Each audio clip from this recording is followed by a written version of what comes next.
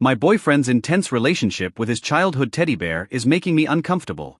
Am I overreacting, or should I be worried? Original post: okay, now please no jokes. This is actually serious.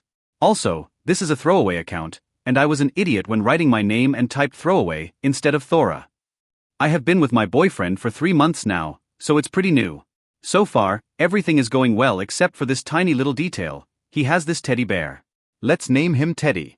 Ted has always been a part of my boyfriend's life. He got him for his birth. At around the age of 5 or 6, or whatever age is appropriate to remove a teddy bear from a child, his parents tried taking Teddy away from him. He screamed and cried so loud without stopping that they ended up giving up, so he kept Teddy with him his whole life. He mentioned Teddy to me pretty early, about a week after we started dating. He showed me pictures of him, and I found it cute at first. He had plenty of pictures of him in different situations. Him with a mug, him laying in bed, him studying. I truly found it adorable since I thought it was just a joke, really, and didn't think that Teddy was such a big part of his life. The more we got to know each other, the more he started mentioning him. He'd often make jokes about him. When he had to come back to his flat, he'd say, "I have to come back, Teddy is waiting for me." And then later he'd text me, "Okay, I put Teddy to bed, so now I might go to sleep as well. I don't want to wake him up again." A little weird, but cute still. But he really started talking about him constantly, always linking what we were doing to him. Oh, I wish Teddy was with us to see that. Teddy doesn't really like people, so I won't take him with me for this party, etc. He'd send me selfies with him at least twice a week. He also sometimes said weird stuff, like whenever we watched a sex scene in a movie, he'd say, "That's what me and Teddy do when we're alone." Or when I asked when he lost his virginity, he answered, "Oh, I lost it with Teddy a few years ago." They were jokes that made me uncomfortable. He always seems to consider him as a baby, his son, his brother, so him being sexualized was extremely weird for me. I told him then that it was weird, and he just laughed, but I don't think he took me seriously. About a month ago, I told him I was okay with him bringing Teddy when he was staying at my flat. I could see it was making him sad to leave him, and also was very curious to finally see him in person. I can't go to my boyfriend's flat. There are rules that are strict. He can't invite anyone. So that day I drove to his flat, and he came with all his stuff and Teddy. When he got in the car, he pulled him out from his bag and had him give me a kiss on the cheek. When we drove, he opened the window and put Teddy out of the car a bit, like a dog would. He said it was rare for Teddy to travel like that, and he could feel that he was happy. Teddy smells a lot. My boyfriend hasn't washed him in 12 years. For the rest of the car drive, he hugged him and gave him kisses. He has a weird twitch where he just compulsively pats the back of Teddy. It makes a weird sound because Teddy used to be able to play music when you pressed his belly. He always rubs Teddy's clothes between his fingers. You can guess that Teddy is in a pretty bad state. He used to be red, and now he's just gray. When we're together in bed, he always puts Teddy's mouth on my mouth, and I always avoid it as I find it disgusting, and I told him that I hate it, but he doesn't listen. He always tries to have Teddy touch my boobs or when we make love. I often end up finding him between us, and every time I throw him away, my BF says, "Oh no," he likes to watch in a joking way. He often mentions us having a threesome with Teddy being great at licking, and them always doing kinky stuff together. Now, I'm not an idiot. I know communication is important. I tried talking to him so many times, sometimes in a joking way too, so he doesn't feel attacked. Like once I asked who would he choose if he had to choose between me and Teddy. He said Teddy. But also, so many times in a serious way, I told him I didn't like when he was rubbing Teddy on my face and body. I told him I found his relationship with him way too intense and weird, but every time, he didn't take it seriously, made jokes, and never truly told me what he thought. I should mention that he is like that for any serious conversation. All he does is make awkward jokes, and he never tells me how he feels. He said, "I love you" first because he was drunk. This is becoming hard to handle. I have been away from him for 2 weeks and was kind of relieved I wouldn't see Teddy anymore, but all he did was send pictures, and whenever I asked him, "What are you doing?" or "What did you do today?" his answer was "Playing with Teddy today." He told me I was perfect, which was a first, and I sure didn't expect that. He doesn't give a lot of compliments. When he said that, I said, "Really?" And his reply was, "Actually no, Teddy is perfect. You come way after him." I just gave up and didn't reply. I have 3 questions. 1. Am I overreacting? Am I the one not being tolerant enough? Am I some boring girlfriend who can't welcome some childishness in her relationship? 2. What should I do? Should I let him live his life with Teddy? Should I ask him to make a real choice? Should I ask him to just stop the sexual jokes? Like, Who am I to ask such things? I don't know. Is it my place to tell him to stop being so weird with his teddy bear? And 3. How do I get him to finally talk to me and take me seriously? TLDR, my BF has a weird relationship with his teddy bear. He considers him as a baby, a son, but still makes very sexual jokes about him, often involving me by having him touch my body, and it's making me uncomfortable. What can I do? Update, I did not expect to get that many replies. I woke up to a crazy amount of messages, so thank you all so much.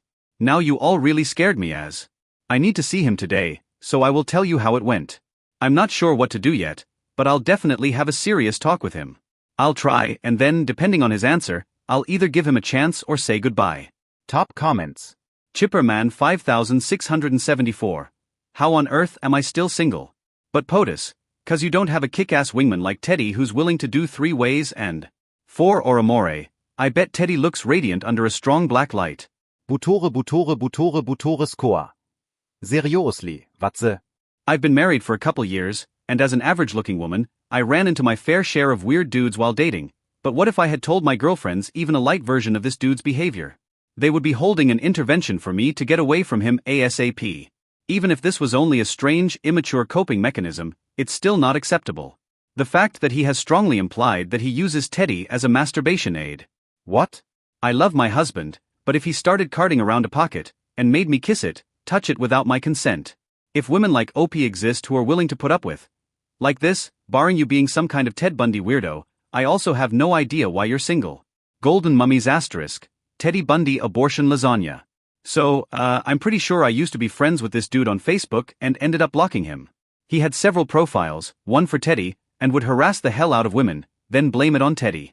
He told one of my friends he hopes she gets raped and then blamed it on Teddy and tried to, her on a different account.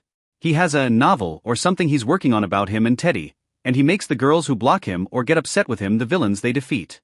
If it's the same dude, he's out of his mind, and you need to run. Edit, I didn't want to unblock the guy's profiles because I have to wait 48 hours to block him again, and he scares me, but I found one of his many profiles that seems to be abandoned. He uses an alias, so I don't know if OP would recognize the name. However, his profile is full of photos of the creepy old bear, so maybe she'll recognize the bear. This is Teddy. I certainly hope there's not 2 of these creepazoids running around. This particular dude has a crime scene photo of a dead rape victim laying face down in a field as his cover photo, so if it's the same dude, she needs to bail, change her phone number, and move. Edit 2, thanks, got the golden silver. The thread is locked now, so I can't reply to anyone, but OP confirmed this is not Teddy. Update, first of all, I'd like to say thank you to you all. I did not expect to get that many comments. I'm safe, for those who are worried. You all really scared me though. I had many questions that were asked, so I'm quickly going to reply to the ones I saw the most often. Why are you with this guy? Are you insecure? Why are your standards so low? Etc. I obviously didn't write down his nicest description. Apart from this weird teddy bear fetish, he was a completely normal guy, with friends, going to parties, studying, and so on. He's quite the popular guy, in fact. Even though I don't care about this kind of thing, he took me on dates and made me feel special. I really thought he was a keeper at the beginning. Him being a little childish didn't bother me. I myself have stuffed pets, and even though they're in the cupboard, I used to love them as a kid. That's when he started sexualizing his bear and involving me in it that I freaked out. The problem is, it's so hard to tell when he's joking or not. He constantly makes jokes. That's why I never could tell whether I was overreacting or not. Is he just joking, or does he mean what he says? However, the one thing I really didn't see coming, and you guys helped me realize it, is his lack of respect towards me and my boundaries. Sometimes, it's easier to see from an external point of view. This whole time, I was too focused on wondering whether it was normal or not for me to feel uncomfortable, and I didn't realize that not once did he help me feel more comfortable, despite me telling him how I felt. Thank you a lot because that's the one thing you all really helped me with. I would have probably taken more time to realize it on my own, even though it now looks obvious. About the guy who said he knew him, abortion Los Anna, unfortunately, it wasn't him. Thank you so much for your help though. Run away. He's going to kill you. He's a psychopath. Etc. Although his behavior is extremely weird, I don't see him hurting anyone, but obviously, it's easier for me to tell since you all had to base your opinion on what I said. He doesn't match the psychopath personality at all. I'm not allowed to visit him because he lives in a private home, a person hosts him in one of their bedrooms, and this person doesn't allow any visits. It is weirdly strict, yes, But it's believable, and I've seen his sister once, who confirmed that she couldn't visit him herself. One thing is sure though, although he may not hurt anyone, he seems to have serious problems, and I'm not sure I can handle it. It's fake. It looks like the movie Ted. I know it all looks surreal, but it is true. I have multiple pictures of Teddy if some of you are interested. I know a lot about Teddy's past because my BF won't shut up about him. That's why I know. I know the movie Ted, but I have never seen it, and my BF actually suggested that we could watch it like a month ago. Burn Teddy. Make him disappear. Etc. Haha, thank you. I did think about it a lot. I often hide him when he brings him to my flat so I know exactly where he is and so my BF doesn't think about him. He always ends up looking for him, though, but still, it gives me a break. What did you do in the end? I was meant to see him today, so I picked him up, and we drove to my flat. Of course, Teddy was there, and when he came in the car, my BF had him give me kisses and stuff. I said, "Stop please," in a cold way, and he stopped. I said we needed to talk, and he listened because I started crying.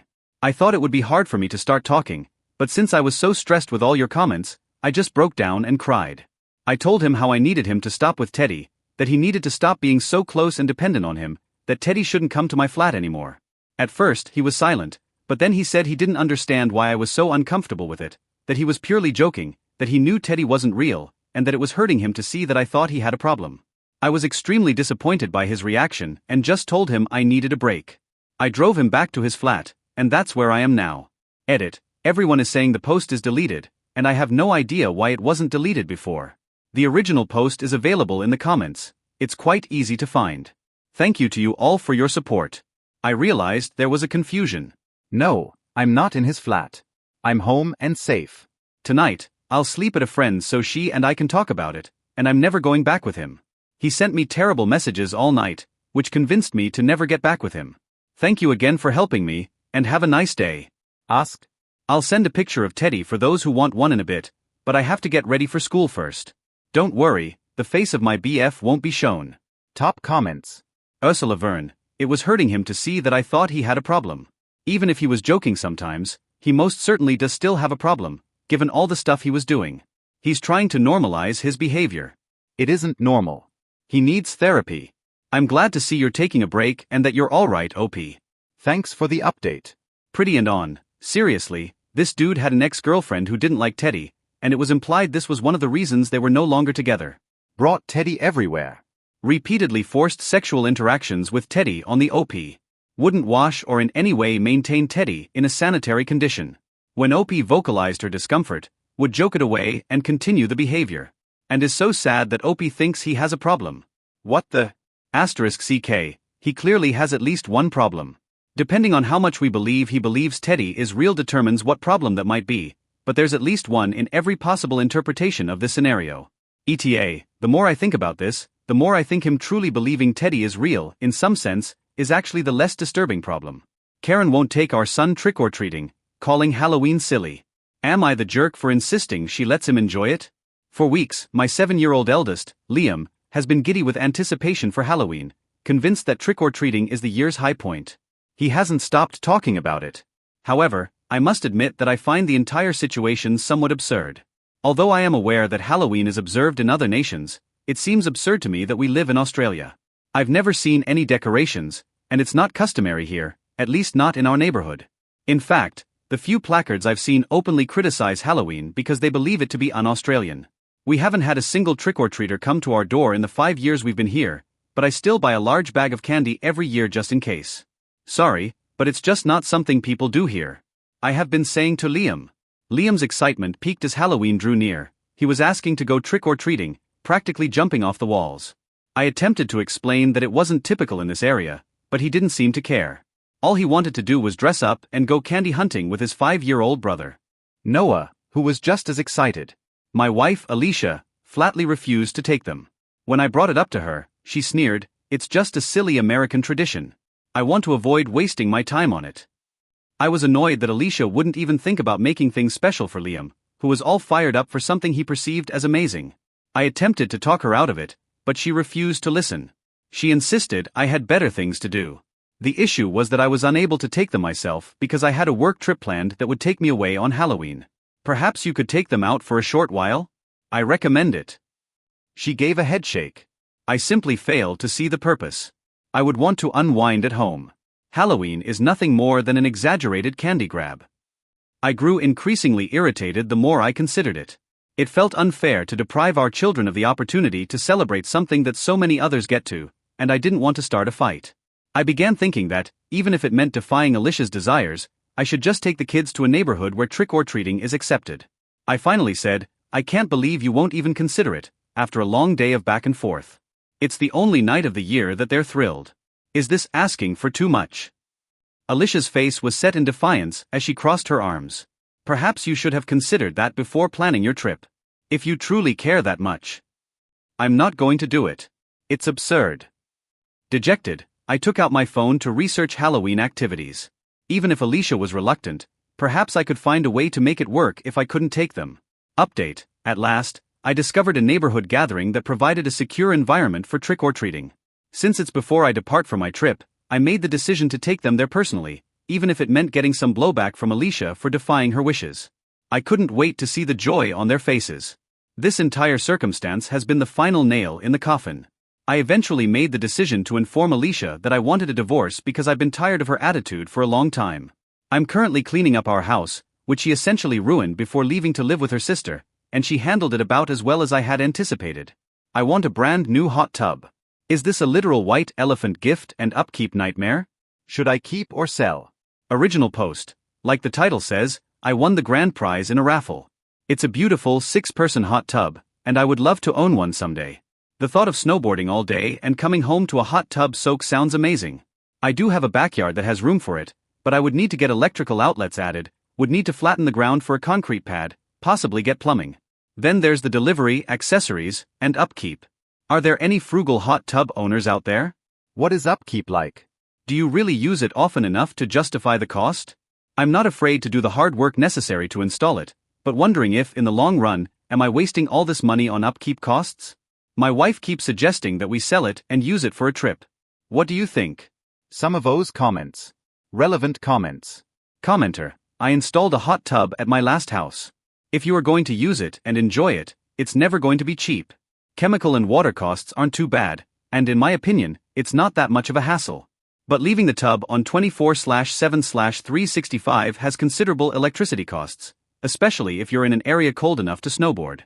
Our hot tub was costing us about $200 a month to run in the winter and about $50 a month in the summer, and that's just water, electricity, and chemicals.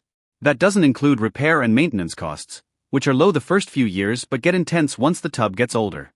Personally, I want to be using it a few times a week to have it feel worthwhile. It was worth it for me at the time, but I don't think I'd make the choice now. I'd just go on an extra couple of Airbnb weekends at places with hot tubs. I've decided that outdoor saunas are much cheaper and easier to use and maintain. That's what I'll be looking at for my next home instead of a hot tub. Oh, all good advice. Thank you. Commenter: they will have a cash value, but that doesn't mean they can take the cash instead. A lot of times, companies donate them as a write-off, and they get the benefit of marketing and exposure. You don't have the choice between the prize and cash. OOP, this is most likely the case with my prize. I think I'd have to sell it on the FB Marketplace or something similar. Commenter: check first. Why would you assume this is most likely the case? And now that I'm so invested in this, let me know. OOP, it was a raffle at the birthday party at the company my wife works at. The hot tub place is next door and was donated to the raffle after the owner did a work-for-trade thing with their business. So, knowing a little of the behind-the-scenes maneuvering, I'm fairly sure it's a write-off donation and there's no cash prize equivalent, but I'm still going to ask. Commenter: did you have to provide your SSN when you accepted it? That would be a red flag of getting taxed on it. Oh, I haven't accepted it yet. Someone reminds. OOP, they'd probably need a permit and/or inspections. Didn't even think about the permits and municipal inspection. Good points, thank you. Commenter: OMG, my dream. Keep it OP. It was my dream too. I went to the raffle specifically to try and win the hot tub, so now that my dream came true, I'm really trying to make the happy ending work. After all these comments, I'm leaning toward selling it. The power costs are definitely a factor where I am. It's already been $300 plus some months. Commenter: snowboarder with hot tub here. Do it. You'll never regret it. Oh damn it, LOL. The choice is so hard. I may try and see if they will do a sauna instead. Bought a season pass to Brighton this year. Going to be up there a lot. Commenter, where are you located? I'm in the market for one if you're looking to sell, and we happen to be not too far. Feel free to PM if you like. OOP, Utah. Update post. Thank you all for so many helpful comments. Like I said, I was super excited to own a hot tub. I thought I had the perfect spot for it and was ready to do everything I could to get it installed. All the commenters brought up a lot of great points that I didn't consider. One was the increase in energy bills. Our electricity has recently undergone a 30% hike, and in the summer, it is over $300 a month now. Adding a hot tub in the winter would have added $200 per month to that bill, as we live in a cold, snowy climate. 2 was the spot we picked out for it. After measuring where we thought it would go, we realized the spot wasn't big enough to fit the tub, and we would have to put it somewhere that had a bit more room. This meant I would have had to run a longer electrical line, had to rip out part of an edged pathway, and build a new gravel pad. The new spot had no privacy, it was in direct view of the neighbor's window, so adding some sort of privacy barrier would have been another cost, and it was still 20 feet from where we wanted it, which means in the winter, I'd have to shovel a walkway to it and clear it of all the fallen. I know in the winter this is going to be a big factor in not using it because it wouldn't be convenient to get to. There was the HOA and resale of the home. A lot of people mentioned that hot tubs can be considered a liability to the home when selling, as well as issues with HOAs, permits, and inspections. That wasn't something we considered, and while we do plan on being in this home for a while, it's not our forever home. And 4 was the total cost in taxes. It will be reported to the IRS as a $10,000 prize, so I imagine I'd have to pay anywhere from $1,500 to $3,500 extra in taxes next year, in addition to the $2,000 I would have had to spend on the electrician, adding a gravel pad, delivery fees, as well as the increase in water and power bills monthly. That could be something like $5,000 getting everything up and running and installed, and not something I anticipated spending before Christmas. So here's what I did instead. I asked the owner of the hot tub place if I could convert the hot tub I want into a sauna instead, and he said yes. So I'm getting a super nice infrared indoor sauna that will sit inside my basement. It doesn't need expensive new power lines run and no other associated upkeep costs going forward, other than the power used. All in all, I'm super happy with the outcome. A tiny bit disappointed I don't get to soak in a hot tub, but I can still go snowboarding all day and come home to a nice heat soak. Thanks again, everyone. Some of those comments. Commenter, that's a bloody clever solution. I love that you negotiated. Very few people realize that negotiation gets results. See why Flora is about to recruit an entire office building to negotiate with the landlords about getting some much-needed accessibility upgrades. I mean, I'm a mediator, so I would say this, but jolly good for you anyway. OOP, thank you. Someone in the original thread mentioned a sauna, and it got me thinking. I work with a lot of small businesses, so I'm used to negotiating and finding solutions. Commenter, and the post doesn't include the chemicals that are added to the water regularly. OOP, a lot of the original commenters said that those weren't too expensive, so I didn't include that, but definitely a factor as well. Commenter, saunas are such a godsend and genuinely beneficial for your health. Brilliant move. And I know sauna rooms can be a nice incentive when selling. OOP, good to hear. We went with an infrared one because of the health benefits. I'm excited to try it out. My son tried to kick me out of my home to finance his dream house and start his own family. I am a 65-year-old single parent, having spent the past 32 years alone. Laura, my wife, died when our son Gary was just 3 years old. She got into an automobile accident on her way home from work, hence, the loss was abrupt and terrible. We were a happy family of 3 1 minute, then I was left to raise our small kid by myself. Early on, those years were really demanding. At the time, I was a high school English teacher, and suddenly, I had to balance my employment with full-time parent duties. On evenings when I would sit on Gary's bedroom floor, observing him sleep, I would wonder how I would handle it all. Still, we managed daily to make it work. Over the years, I gave up a great deal. Promotions that would have required more travel or longer hours declined. Gary always came first, so I missed out on social events and dating possibilities. I never, however, objected to it. Gary was my universe. Seeing him develop into a content, healthy young man made all the difference. Things grew simpler in some respects and more difficult in others as Gary aged. While the emotional obstacles of parenting a child were more pronounced, the practical ones became lessened. Gary began to probe about his mother more, and I tried to preserve her memory for him. Together, we would review picture albums, and I would share anecdotes about her. Though it was complicated, I wanted him to know how much Mom had loved him. Gary and I had a wonderful connection in spite of the obstacles. We were great buddies, not only father and son. We both loved sports, especially baseball, and some of my best recollections are of Gary being taught to throw in our backyard. We used weekends for hiking or camping as he grew older. When Gary was admitted into a decent college, I felt really proud. Watching him pack for his dorm room was bittersweet, but I was happy for him to begin this next phase of his life. Over his college years, we kept in close proximity. I loved those talks as he would call me for guidance on everything from his studies to girl problems. Gary returned home after college in search of work. He ran across Jane during this period. She came from a rich background, was clever and attractive. Though at first I was glad that Gary had found someone who brought him great delight, over time, I began to see changes in his conduct. Always talking about the beautiful places Jane took him to or the costly gifts her parents bought, he grew increasingly preoccupied with worldly objects. Reminding myself that Gary was a mature man, entitled to live his life any way he wanted, I tried not to let it disturb me, but the sensation that he was transforming into someone I didn't know persisted. Though I had reservations, I was glad for Gary and Jane when they declared they were getting married. Though Jane's parents insisted on paying for everything, I volunteered to assist with wedding expenses. The wedding was an opulent event, considerably more grand than anything our family was accustomed to. Among Jane's friends and family, I felt awkward, yet I put up a courageous front for Gary's benefit. Gary and Jane moved into a lovely property in an affluent area following the wedding. It was quite different from the little house Gary had grown up in. Occasionally, I was asked there for supper, but in their contemporary house, I always felt like an outsider. Jane was courteous but aloof, and I sensed she considered me embarrassing. Gary disappeared from my view as the years passed. His high-powered career and new way of life occupied him. Our talks felt surface level. Although I missed my kid, I reminded myself that this was inevitable in raising a new family. Then, around 6 months ago, I decided to do something that would fundamentally alter everything. I chose to call it quits on teaching after 40 years in the classroom. I thought it was time. I was 65, and having extra free time excited me, maybe for a vacation or a new hobby. Gary's response when I informed him I wanted to retire startled me. He appeared worried rather than delighted for me, inquiring about my financial condition. He wanted to know whether I had enough saved up. I reassured him that throughout the years, I had been frugal with my money and had a reasonable pension. Though I wasn't wealthy by any means, I had enough to live reasonably. Gary advised me then to sell my house and live with Jane and him. The proposition immediately appealed to me. It seemed to me as evidence that Gary wanted to reconnect and have me play a more major role in his life once more.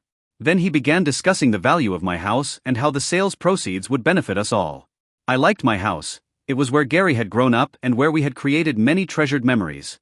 I never gave it any thought. I told Gary I was glad where I was, even though I appreciated the offer. Though he appeared let down, he avoided raising the matter. Gary began phoning more regularly over the next 2 weeks. Every time, he would bring up the notion of me selling the house. He discussed how I might help them at home and how everyone would benefit from it. His tenacity began to irritate me. Then, about a month after I retired, Gary and Jane showed up at my place without warning. They claimed to want to discuss my housing circumstances. Jane spoke much of the time, outlining their intended family starting point and how great it would be to have me there to assist with the grandchildren. Her voice, though, seemed strange. She seemed to be pitching me something. It was obvious, as the discussion progressed, what they truly desired. Though they needed more money for the down payment, they were looking at a larger house in an even more upscale area. They reasoned that if I sold my house and lived with them, I could put the money toward their new house. I would have a room in their house in exchange and live among their family, using the promise of family intimacy to gain my money. They seemed to be trying to control me. I told them straight out that I had no intention of investing in their house or selling my own. Gary was irate, but Jane remained calm and said they were simply trying to support me. I was shaken when they left. My kid, the small lad I had reared on my own, would try to pressure me in this way, and I couldn't believe it. Over the next few days, I considered our relationship and sought to identify when things had gone so wrong. 1 week later, Gary called. This time, his voice was different. He claimed they had no option but to handle things as I was not ready to be sensible. He told me the house I was living in belonged to him. I remembered putting the house in both our names when Gary turned 18, even though I had bought it when he was a small boy, never expecting he would turn it against me. I saw it as a means of ensuring his future. Gary claimed to be a co-owner and intended to sell the house, as he was entitled to do so. What I was hearing. My own kid was threatening to sell the roof over my head, arguing with me, saying that this was his house. I objected, and Gary said, "You're retired now, Dad. You simply are an old, useless man. We have a future to consider, Jane and I." The next several weeks were misery. Beginning to show real estate brokers. Gary and Jane insisted on offering house tours. They dismissed my objections as though I